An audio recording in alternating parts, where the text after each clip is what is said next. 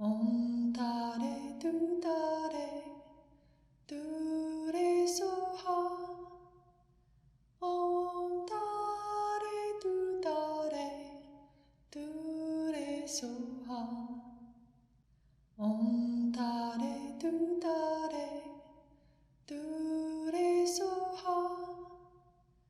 Om Tare Tu Tare. All right, such a joy to be with all of you on this day of birth of His Holiness 14th Dalai Lama. Technically in our time zone, it's tomorrow, but he's in India, so he's already having his birthday, and the celebrations are worldwide. Incredible gift to have him teaching us through this text. As I was reflecting, this text is the first volume of many volumes to unpack the Lam Rim, Chenmo, these teachings on stages of the path to enlightenment. This whole, if you've seen the book, it's about that thick. So depending on the size of your screen, that could be a really thick book or not that thick a book. It's all relative. But I experience it as a pretty thick book. It's the first volume, and it's really approaching the Buddhist path. It is preparing us to dig into the Lam Rim. And so we've spent all this time kind of gauging gauging the meaning of texts, the approach to Buddhism, clarifying some views that might be confusing people in the West, understanding that these precious teachings came out of Tibet, very different culture, and they didn't require a lot of teachings on karma and rebirth. And, these are just the way people understood life to be. These teachings really got right to the path of enlightenment from the beginning through to the path.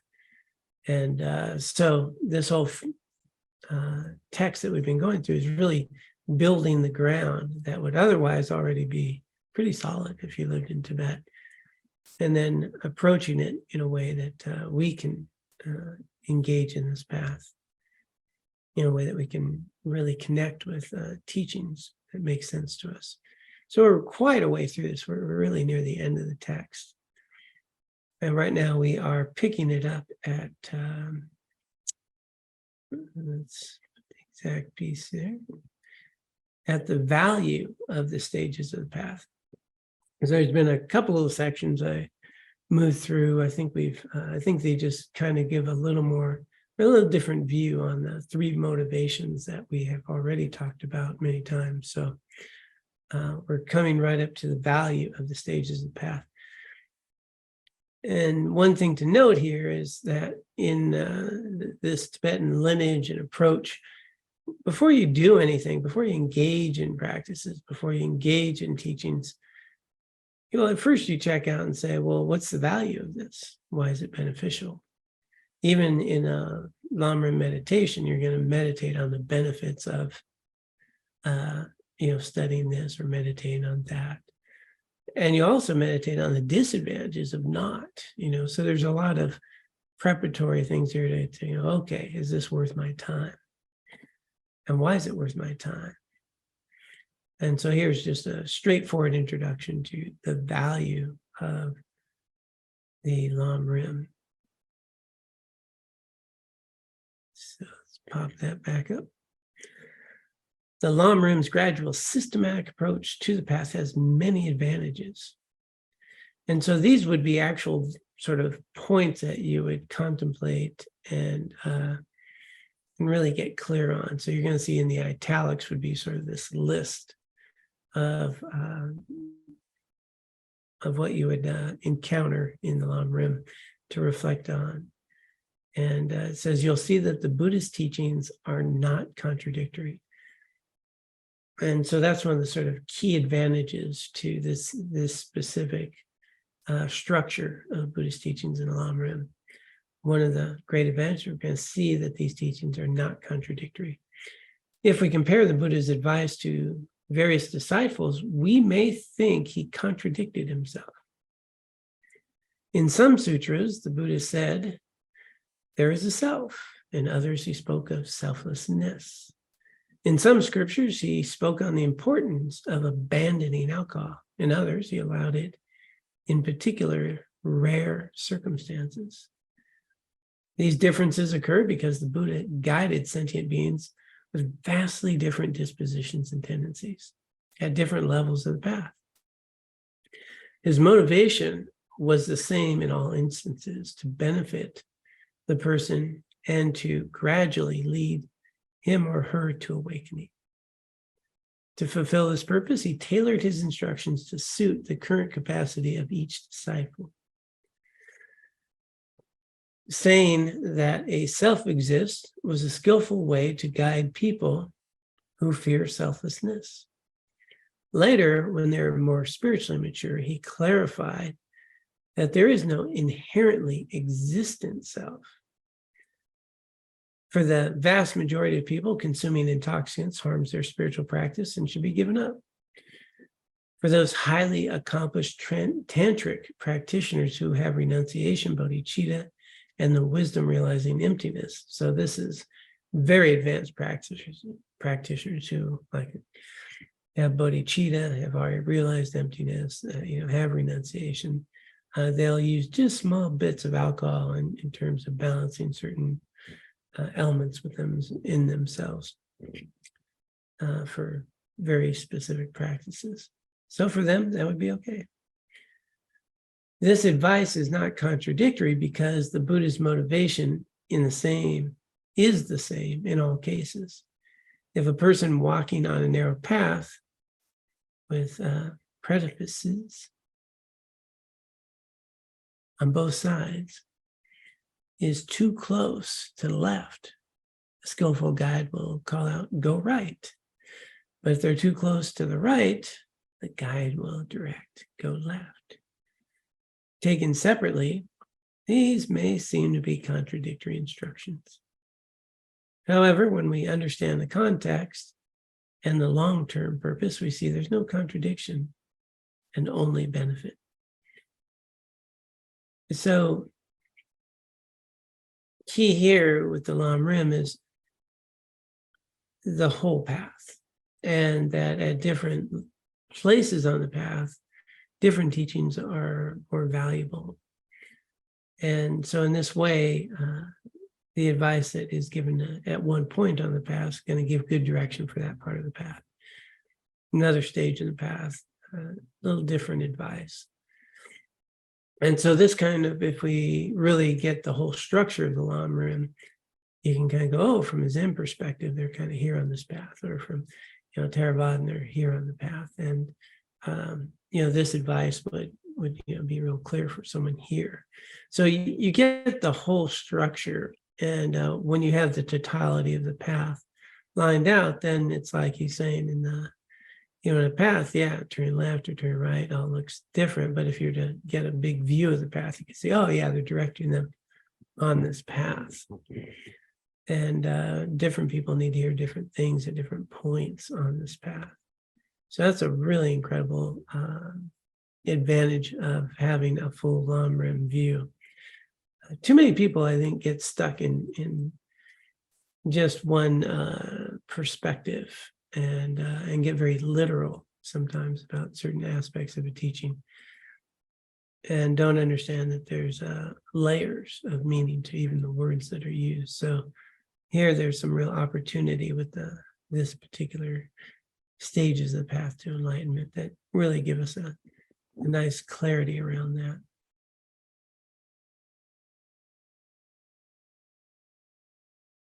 Not only does the Buddha give different teachings for different individuals, his advice to one person,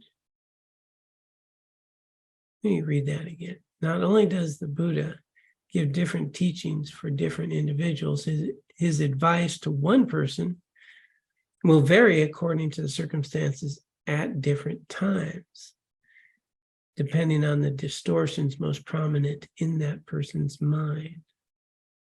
Initially, someone may conceive of the self as a permanent, unitary, independent soul, in which case the Buddha will teach how to refute such a self.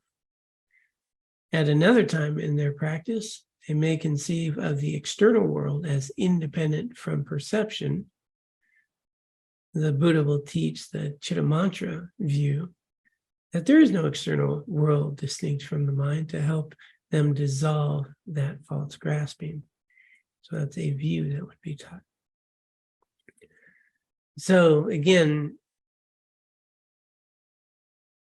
a really good teacher will be able to share what's needed for that particular person based on not just where they are in the path, but their dispositions at a particular time or obstructions at a particular time, and give the types of directions that would be most helpful. And they'd still be accurate. It's said that really qualified geshe could give like 10 different answers to the same question, all of them valid, but all of them different depending on, the person and their sort of intention around the question or what they need to hear. So really quite skillful. And it's not just, no, it's this way. It's okay. What's this person need to know about the path? Where are they at? So a very, very skillful method there. Pop the text back up. So that's one point of why it's valuable. Another point is we will comprehend all of the Buddhist teachings as personal instructions. And this is really key, for me personally. Some people mistakenly believe some scriptures are for study and others are for meditation and practice. When we understand the step-by-step approach of the Lam Rim, we see that all teachings relate in one way or another to subduing defilements and cultivating good qualities, and thus are relevant to our practice. Our mind is so complex and the afflictions are so powerful that one practice alone cannot eliminate all afflictive mental states at once. The stages of the path is a systematic strategy for gradually overcoming destructive attitudes and emotions by instructing us in a variety of topics and meditation techniques to develop many different aspects of our minds. Although the realization of emptiness is the ultimate antidote to all afflictions, at the beginning of the path, our understanding of emptiness is too weak to be an effective remedy. Applying some of the techniques that are specific to each affliction, such as those found in the mind training teachings, the Lojong teachings, enables us to subdue our gross anger, attachment, confusion. This more pacified state of mind, in turn, is more conducive to meditating on emptiness. The broad layout of the Lam Rim enables us to understand how the various teachings fit together in a cohesive whole designed for person to practice, for one person to practice. This helps us to avoid pitfalls and detours and to know how to integrate all the key points of the path into our practice in a balanced way so that we're able to fulfill our spiritual aspiration. So that's really this beautiful piece to get that this is a personal instruction guide. Wherever we are, what our circumstances are, whatever our afflictions are, these are teachings that can be personally applied to me, meeting me where I'm at with the next level of teaching or the teaching I need at a particular given moment. And so, again, personal instructions, not just something to talk about. This is our personal instruction guide. And at different levels, different aspects of this will be exactly, what we need to do to continue on this path. That's a second point there. We have a third, I do believe.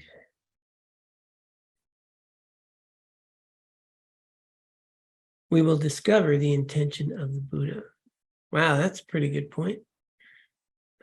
The Buddha's ultimate intention was to fulfill all beings' aspirations for a fortunate rebirth, liberation, and full awakening. The structure of the stages of the path clearly illustrates how to actualize these aims. So again, we're going back to those three motivations: fortunate rebirth, liberation, and full awakening. We will be deterred from the great error of rejecting the Buddhist teachings. Since Buddhas and Bodhisattvas teach all aspects of the path to lead diverse sentient beings to awakening, we should respect all of the Buddhist teachings. Nowadays, we unfortunately find people criticize not only other religions, but also other Buddhist traditions. While debate increases our excuse me.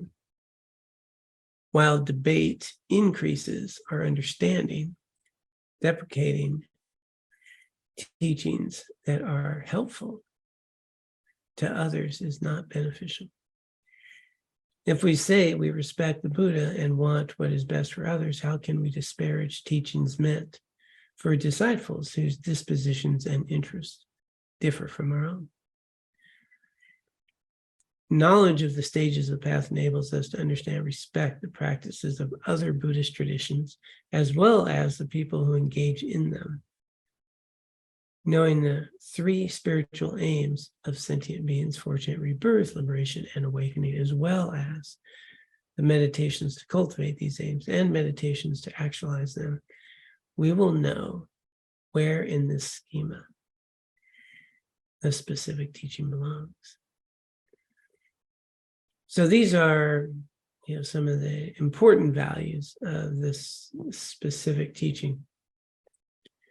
And so again, just bear in mind, the Lam Rim is really a systematic approach to all the Buddhist teachings, and put together in a structure, in a way, literally from how to set up an altar all the way through you're fully awakened, and put into these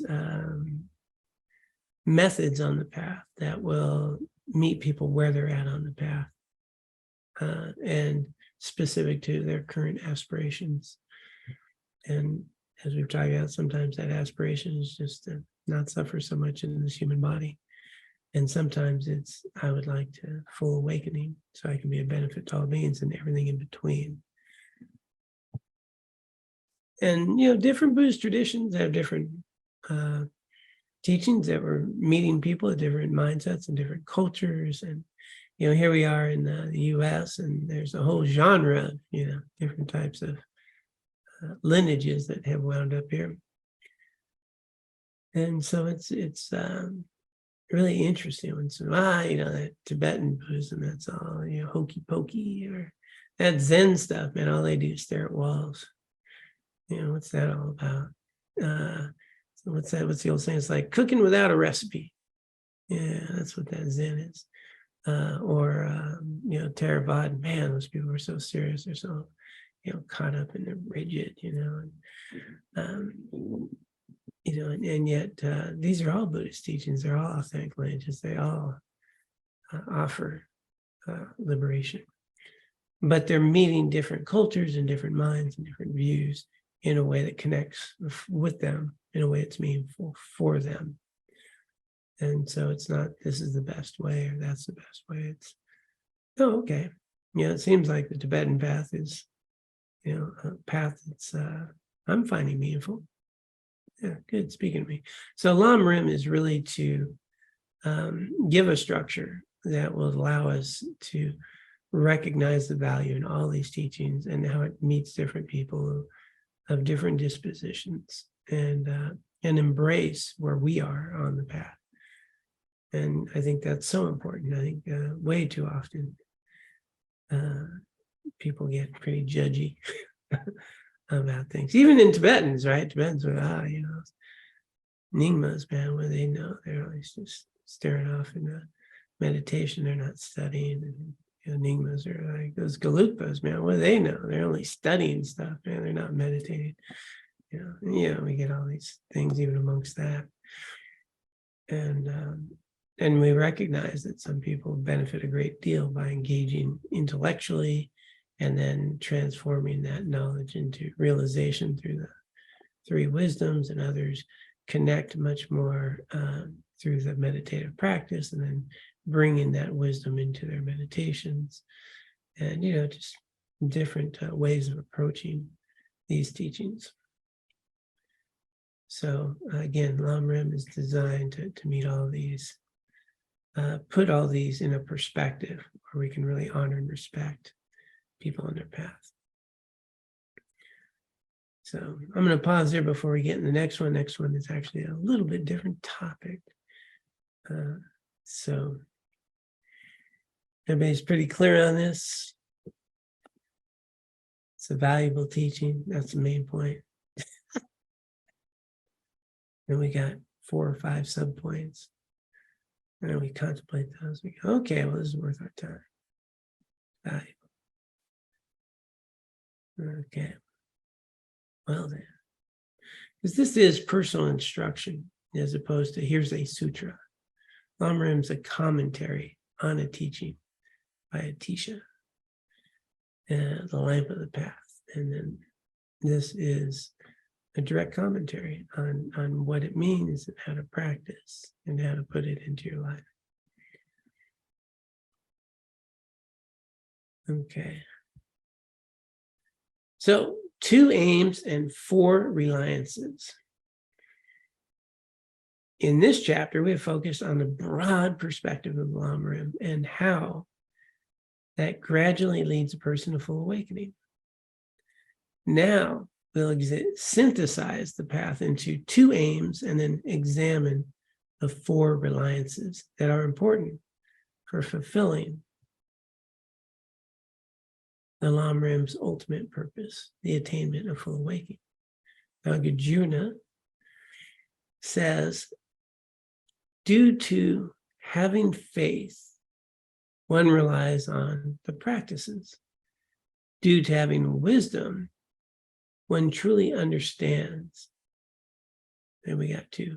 Having faith, then you'll rely on these practices. Practices will lead to wisdom, and then one truly understands. Of these 2, wisdom is foremost, but faith must come first. One who does not neglect the practices through attachment, anger, fear, or confusion is known as one with faith, a superior vessel for the highest good. So faith is, going to give rise to renunciation, and renunciation is the opposite of the attachment, anger, fear, confusion. It is really the entry point into the Buddhist path. So again, not a blind faith, a faith born of investigation and clarity. And this becomes a superior vessel for the highest good. So the highest good, of course, is liberation awakening. Oh, actually, it says that here. These verses express the 2 aims of the Buddha Dharma. The 2 aims of the Buddha Dharma. The attainment of higher rebirth and highest good, liberation and awakening. Attaining a higher rebirth corresponds to the initial motivation of Lam Rim, while attaining the highest good fulfills the middle or advanced motivation. As the means to attain these, the Buddha taught 2 methods, faith and wisdom, respectively. The 2, I'm sorry, I'm adding words. Pause, mindful, okay. The obstructions to these 2 goals are 2 kinds of ignorance: the ignorance of the law of karma and its effects, and the ignorance of the ultimate nature of reality. Okay, so we've got two aims, right? Higher rebirth and highest good. So initial motivation to highest. Then we have the two methods, faith and wisdom. So we have to develop faith and wisdom. And then these obstructions to these two goals are two kinds of ignorance: the ignorance of the law of karma and its effects, and the ignorance of the ultimate nature of reality.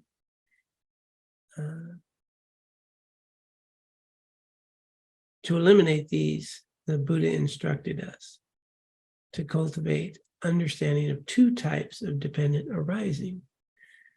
The understanding of causal dependence, you're going to see karma and in there very easily. Well, you'll see it in there. And the understanding of dependent designation. By meditating on causal dependence, we understand that our happiness and suffering arise from virtue and non-virtue. Faith is required to accept the subtle details of karma and its effects, which is an obscure phenomenon that cannot be known directly by our senses. With trust in karma and its effects, we will rein in gross attachment, fear, anger, and confusion, and thus will cease non-virtuous actions and engage in virtuous ones. So again, causal, cause and effect. Where does happiness come from? Where does suffering come from? We're going to recognize its relationship to virtue and non-virtue.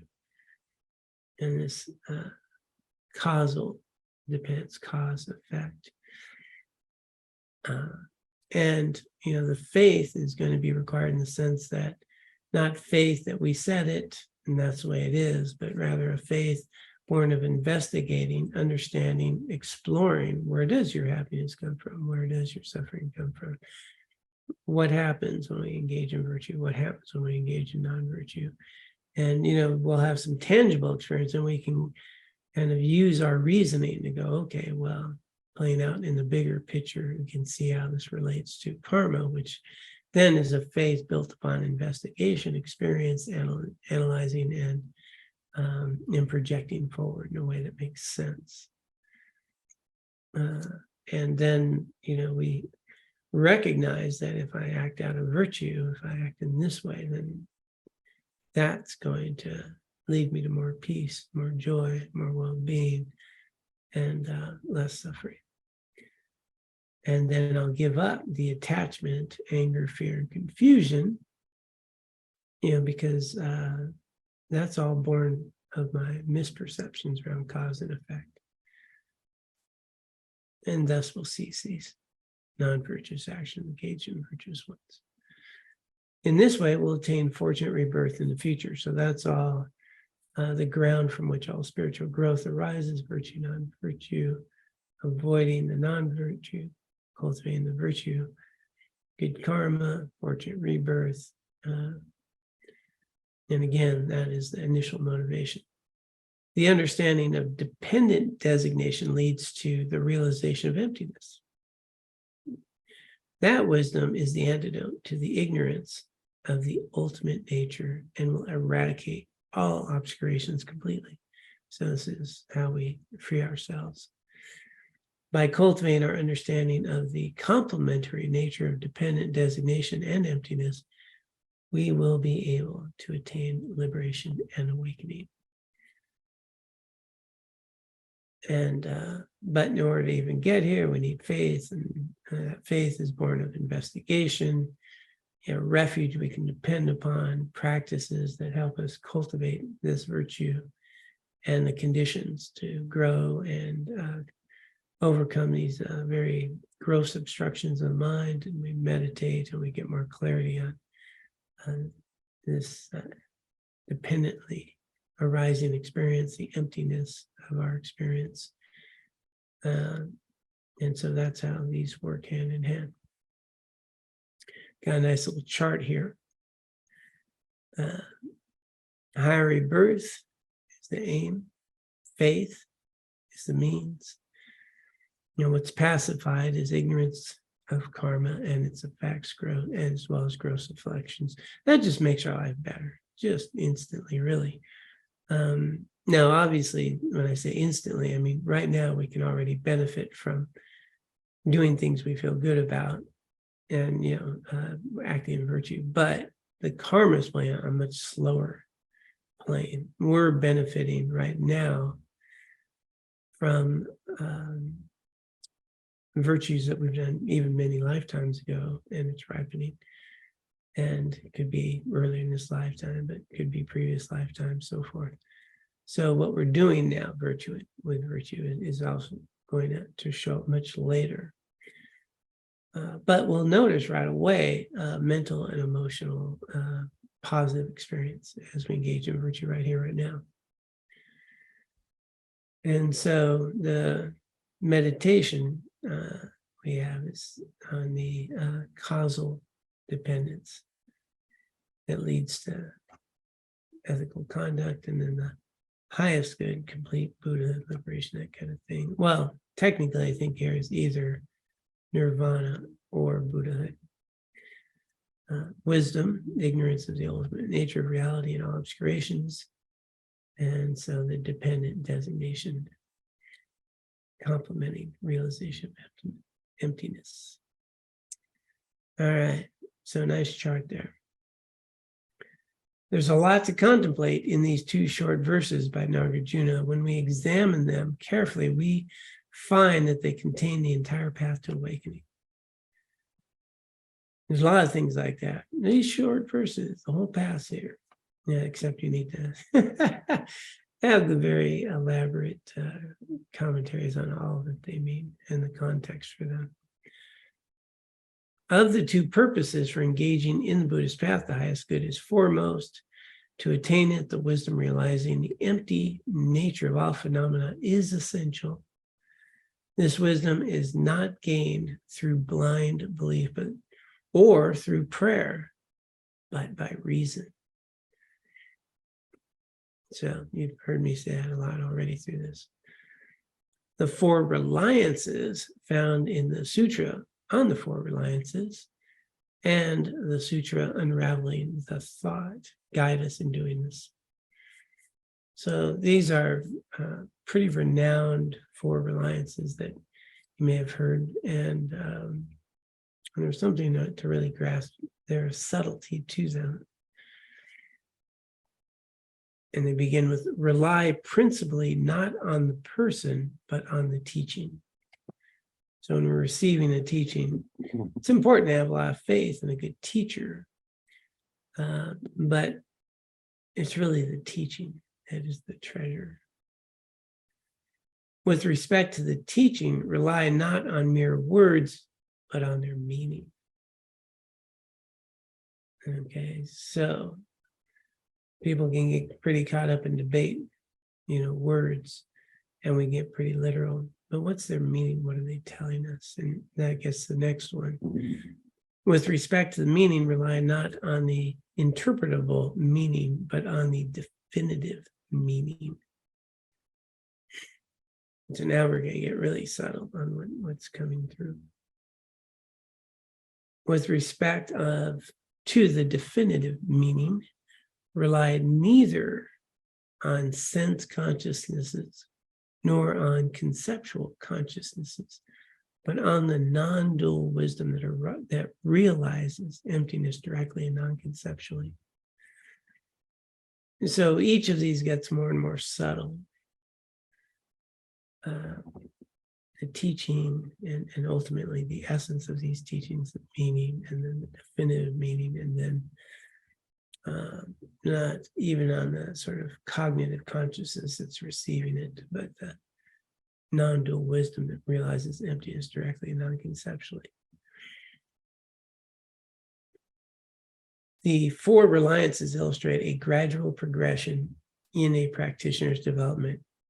Here, rely means to mentally rely on that which is a source of reliable knowledge, non-deceptive and reasonable to trust.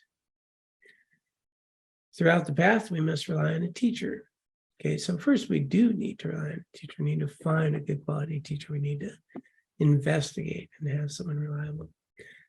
Learning first the words of the teaching and then understanding their meaning. So what are the words? What are their meaning? Regarding the meaning, we must rely first on the meaning of the interpretable teachings that describe the stages of the path and the coarser views of selflessness, and then the meaning of definitive teachings that describe the complete view of emptiness. When we meditate on emptiness, our initial understanding is with a conceptual consciousness. Through familiarization with emptiness, we break through the veil of conception and attain direct, non-conceptual, non-dualistic perception of emptiness.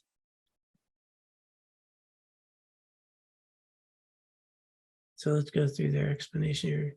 To explore these in more depth, relying principally not on the person, but on the teaching here, person refers chiefly to ordinary beings who teach many different paths that they've heard from others, misunderstood or made up, rather than depend on people whose minds are under the influence of ignorance. It's wiser to depend on the scriptures taught by the Buddha that explain non-deceptive methods to attain awakening.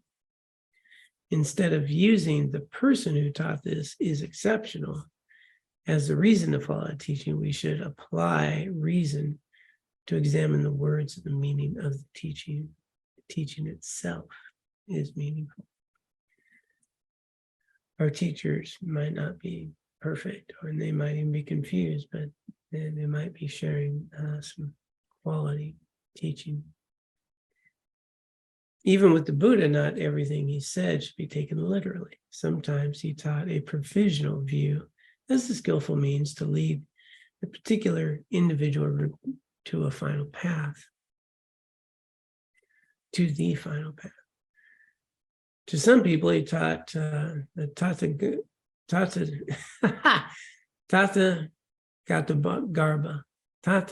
Garba theory, which taken literally seems to affirm the existence of a permanent self. However, the meaning of the Buddha's mind was the ultimate nature of mind, its emptiness of true existence, which is permanent. Although such teachings are not to be taken literally, they're considered non-deceptive in that the meaning in the Buddha's mind is true and reliable. Similarly, when the Buddha taught nihilists that there is a self-sufficient, substantially existent person, his words are not to be taken literally. He taught this so that they would not deny karma and its effects and would understand that there is a self that carries karma to future lives and experiences its effects. Everybody hanging in there so far? Okay. A lot to ponder. I think actually, yeah, we're getting deep here. I think we're getting a little bit over. I want to not rush through these. So let's go back to this page right here, where we've first summarized these 4 reliances, and now we're going to explore them in more depth. And that way we can really parse these out and talk about them. Yeah, I think that's better than trying to rush through this in the very limited time we have. So, 2 aims and 4 reliances. We've got the value of the Lam Rim, the path. Any comments, questions, curiosities, dad jokes? I thought I was following along pretty good until I got to dependent arising and dependent designation. And you lost me on that part. So if you could give the short explanation on dependency. Yeah. The short, the causal one, pretty straightforward, does anything arise without a cause, right? So can anything just happen? Is anything just there? Or do things need a cause to exist, right? So whatever it is, this cup, the chair, there's things that that happen to make them happen, right? There's causes. And then for those, there's causes. And so if we start to understand that there is cause and effect, that nothing exists, what's the cause for a tree? Say a seed, right? And a seed came from a tree, and these things happen, but a tree doesn't come from nowhere. Things don't come from nowhere. And is there anything that exists without causes? So you start to explore the idea of causal dependency is that first one. And you start to know what's the cause for you, Could be your parents getting goo-eyed at each other one night. And, but what's the cause for that? Well, they all had to exist, and their parents and so forth. And so as we start to understand there's causes and effects, causes and results to our bodies, to the buildings we're in, to the things that we do. Well, there's also causes now for my anger. There's causes for my anxiety. There's causes for my happiness. And then we start exploring, what are those causes? And at some point, we're going to recognize, the causes, ultimate causes for my anger, my frustration, my fears, so forth, is misperception, right? I'm misperceiving something. I'm exaggerating this. I'm misunderstanding self and experience. And then, but on a, so that's getting more to ultimate, but to more relative, we'll understand that engaging in non-virtuous activity is going to create these afflictive states and experiences, whereas engaging in virtue is going to give rise to a greater degree of happiness, greater degree of well-being. Those are the causes that will ultimately get us to happiness or suffering. So that's causal dependence, right? Cause, effect. And then as we get into the more dependently arising experiences, everything that arises in dependence upon, a multitude of causes and conditions, whether it's a microphone. I'm looking at the photo that's behind me that is not my hotel room. And you start unpacking the sort of dependently arising experience that is moment to moment. We're going to then understand emptiness, that how you're perceiving me is not really ultimately exists. I'm empty of the qualities that you're imbuing upon me. And how I exist to you is in dependence upon who you are, what your life experiences are, what your parents and your generations and everything you've experienced.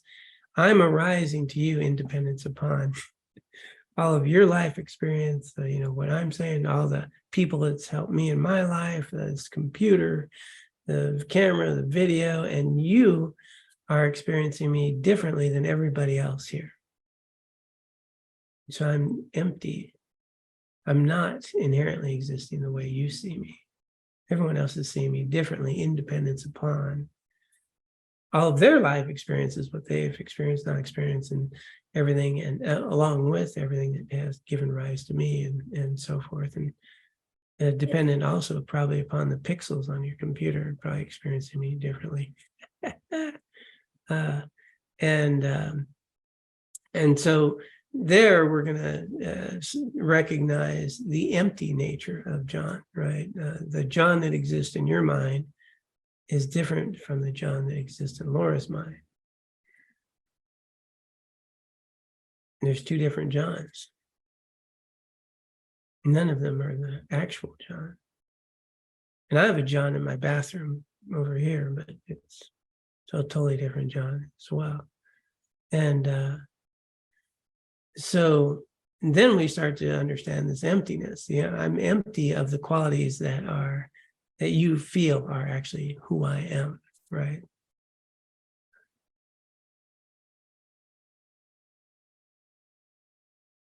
That kind of worked for people? John in the bathroom joke worked. Yeah, it was all right. Not too bad. Okay. But that's something we forget, don't we? We see a person and we go, well, that's John. As though that's who I am. And you look at yourself as though that's who you are. And you'll experience your own self differently depending on your mood and so forth each day. That we're always becoming, and how I'm appearing to you right now is independence upon, so many qualities and attributes, and even how you feel in a given moment. But it seems so permanent out there. Yeah, I know John. He's like this, and that's all empty. That's not who I am. That's how you are experiencing this labeled being. You were labeling John. Empty. So it's empty of everything that you're imbuing me with. That makes sense? You're kind of filling me in. You fill me, Larry. Is it possible to see the chart again today or in the future and see where it says dependent arising, dependent designation, and they use dependent designation and dependent causal dependency. So causal, and here I'll pop the chart up.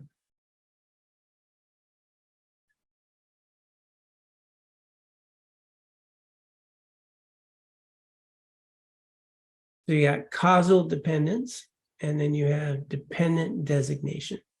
You're designating me as John.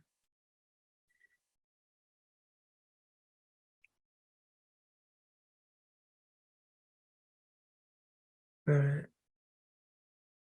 One of them sorry to interrupt. One of them appears to be how the unit related to, causal dependence seems to be related. I guess it's related to everything, but it seems to be for two different focuses a little bit. One of them is focusing on karma and how can you even talk when you're in this stuff? I can't say I. It's like, I don't know, but how I am relating to the world, and the other one is how, I guess it's all the same. I don't know, I get confused too. So yeah, it can get subtle different, but it actually is different. So, it's just approaching that everything you experience is there, it's created as from causes, right? Everything. So there's something here, right? There's something we're experiencing. You're experiencing this thing that you're labeling as John, you're experiencing, you as labeled, Kurt. And there's causes for that, right? We're experiencing something, but these things that we're experiencing did not come from nowhere, right? So in other words, there's nothing independent out there. Let's start with that. There's nothing independent out there. Right. Okay. Nothing independent. Nothing's of its own side independent anywhere. Can't be. Now, how I perceive it is going to be I'm going to designate it tree, computer, John. And that designation is dependent upon what? It's not actually the qualities or attributes of what's actually inherently in. It's just a label. It's what we label it right. for Now convenience. we're getting to labels. And where do labels exist and concepts? Those are in my mind, right? They're not in the thing. And so now I'm starting to understand more about designation. So you're a valid designation is Kurt. It's a valid designation. We're in a conventional reality. I see you as Kurt. It's on your birth certificate. I'm going to take your word for it. I haven't seen your birth certificate, but you look trustworthy. I'm going to go there. Valid. But to say that that's inherently who you are, that would not hold up at all. So as we start to understand, like how I'm experiencing Kurt is again now a dependently arising designation. In you got a dog, right? Pugsley. Your dog, Pugsley probably does not call you Kurt. Probably does not label you Kurt. Right? He has a whole different experience of Kurt. Food guy. That's what Pugsley calls me, food guy. Yeah, which is a cause for happiness. Right? Food guy, happy. So where do you hang your hat? I mean, there's nowhere when you really start thinking about this, or realize that there's nowhere to hang your hat. Nothing. Don't go all nihilistic on us. I can tell you, I can see why it happens. Yeah. So where we hang our hat is where we are on the path, which is cultivating faith and understanding by engaging in virtue and exploring, the teachings where we're at on the path. This is again pointing to, the ultimate aims, but in order to get there, we need a faith, and a faith's only going to come from testing the waters and engaging in these practices with a clear and discerning mind. But the path is dependently arisen also. Yep. So, yeah. So be nice to your neighbor.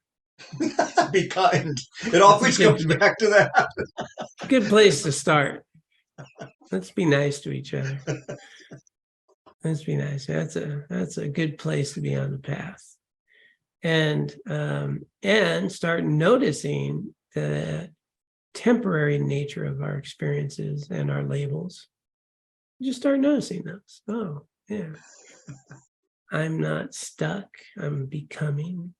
I keep having different experiences throughout the day. I experience people differently, same people differently sometimes based on my attitudes and perception. Now dependently arising, they're arising to be in dependence upon whether I had enough sleep last night.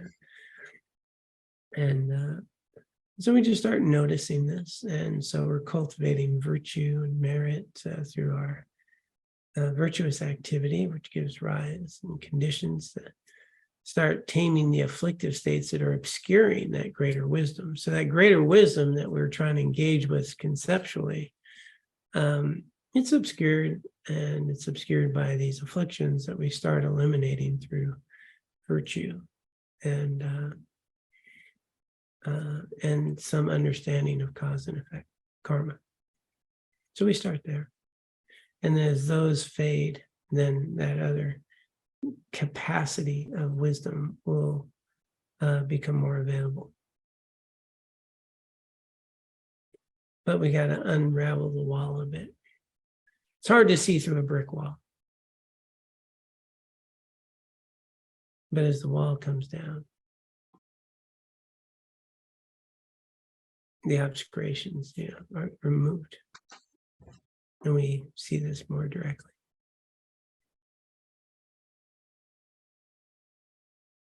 So stop banging your head on a brick wall. Let's just take a few bricks down. Sounds like a Pink Floyd album, in reverse. Yeah. Yeah, instead of putting another brick on the wall, let's take another one off. Take another brick off the wall. There you go. Take another brick off the wall. Yeah. Yeah. Wow. So again, this is, about to then, we're getting ready to now approach the Lam Rim, and we'll approach it very much at that beginning of the journey. This is just, clarifying points and giving us understanding of the value of this path, where it can take us and how that works. These are a couple of sentences that are going to be broken down into volumes of text of practices to take those bricks down and start understanding ourselves and our experience. We can get pretty identified with those thoughts and emotions. That person's such a jerk. Man, so-and-so doesn't understand me. Can't tolerate them. Oh, wait a minute, I love them. Oh, wait, no, I love it. Well, now I can't tolerate them. Well, it's one of those things. I just can't make up my mind. Is it Tuesday? Okay, I like them. But when you're in it, it can seem so big. Yeah, it's amazing how we can go from someone I can't live without to someone I can't live with. And well, it has a whole lot more to do with how I'm attending to them than how they are. we start recognizing thoughts and hardness of feelings, reifies a person or event or me, and instead of just experiencing temporary states that are arising dependence upon a lot of things going on at the moment.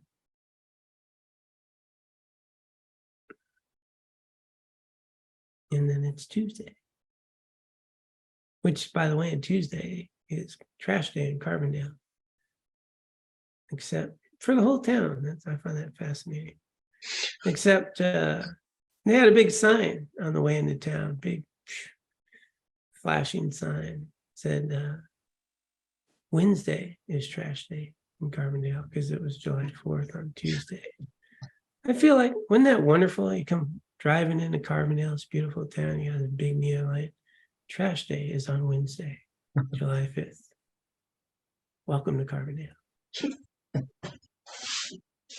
But where I live, trash day is Thursday. Me too. Yeah, but that flashing sign as you come into town was saying it's Wednesday. What's up with that? So it's not even accurate. 'Cause Yeah. you're in Carbondale, right? Yeah, I'm in senior housing and they come on Thursdays. Why is Unless it taking there's unless there's something happening on Thursdays that they can't come, and then they come on Fridays. Yeah. Yeah. I wonder if we can get another flashing sign for that. Except for the senior center, which is now still on Thursday. Yeah. It should Shouldn't you have all clarify. that as you enter town? Welcome to Carbondale. Trash day is on Tuesday, unless it's a holiday, in which case it's on Wednesday. Unless you live in the senior center, which is on Wednesday, except then on Thursday. Except when there's a holiday on Wednesday. Yeah. No, it's Have a on good- Thursday. Yeah. Yeah, unless there was a holiday on Thursday, in which Unless case there's it a is. holiday on Thursday. Yeah. So trash But- day could be any day but Monday. But enjoy your time here, whatever day. Yeah. Wonder who thought that sign up. So anyway, so this is the Baker. point. This is Yeah. the point. I'm sorry, in the teaching where we're really now gearing into getting ready for the Lam Rim. So now we've gone through a lot of clarifying the different Buddhist views and things around mind and karma, and we've gone through that in great detail, and now we're getting to the value of the Lam Rim, the aims and the reliances. We'll unpack those reliances a little more deeply, and we're moving towards getting into the next volume. We've got a couple more things to read, and then we're going to get into the Lam Rim itself. So a pretty good place to be. So I invite people to take a little peek and go through those reliances, and then we'll unpack them next week a little more deeply. Okay. John, Yes. you remember when Venerable Thubten was here and she had those hardback books? And I think you put them on the altar at one point. Do you remember the books I'm talking about? I don't know the names. Okay. So she was teaching, and we got her the 3 volumes of Lam Rim with commentary. And then there's a 5-volume hardback, which are commentaries on the 3 volumes. So, yeah. So just so the whole context of all this is the main text here is Atisha's Lamp of the Path, which is a rather small book. And then Lama Tsongkhapa wrote a commentary on Atisha's Lamp of the Path, very small book.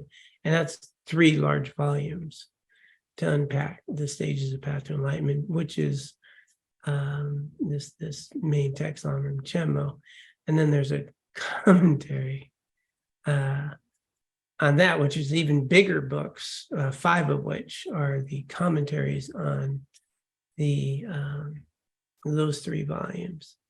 And that was actually written by a contemporary of my teacher. And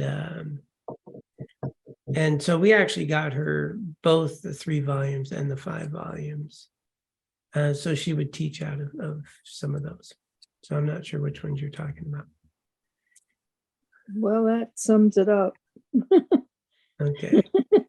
Thank you. And now we're working on like 9 volumes of the Dalai Lama's explaining the 3 volumes. But they're not as big as the 5 volumes, but you know, that's all relative. All right. Okay, let's go ahead and dedicate the merit we've already cultivated before we take up to, wow, we're already at hour and a half here. Get ready to pop that up. Yeah, real joy to be with all of you tonight. So glad everything has worked for me to join you, even from Holiday Inn Express in Elgin, Texas. All right, taking a moment, let's just recognize the incredible opportunity and value of our time together and these precious teachings that have been made available to us. And let us dedicate any and all merit and wisdom that we have cultivated from our time together, dedicate it for the benefit of all sentient beings and for our own continued spiritual growth. Let us begin. By this merit, may I soon attain the enlightened state of Guru Buddha, that I may be able to liberate all sentient beings from their sufferings. May the precious Bodhi mind not yet born arise and grow. May that born have no decline, but increase forevermore. Om Tare Tu Tare Tu Re Soha. Om Tare Tu Tare Tu Re Soha.